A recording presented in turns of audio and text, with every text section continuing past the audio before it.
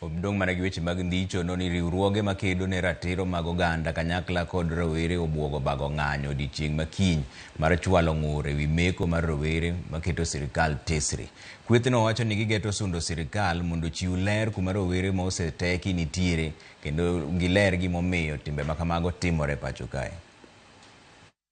Chieng' wuok tich ma en kiny waoguru woko mondo watamre nek kod lal kod dhano ma oyaye ma wang'eyo no chung'ni kod President William Ruto kod joge. It is occupy everywhere because the young people who are disappearing are from all walks of life, are from different areas in the country. So no place is safe and no place in Kenya is a paradise. We are all suffering from the same impunitive issues from the government. So it is up to us to stand up and demand for justice. Sirikal kotel ne gi William Ruto wanyiso gi ni rewere momaki mondo gol immediately and unconditionally, nikech onge gimomiyo imako ng'ato ma gimotimo onge, yet police onego ji turi tarik 25 e parliament kacha gi towns moko.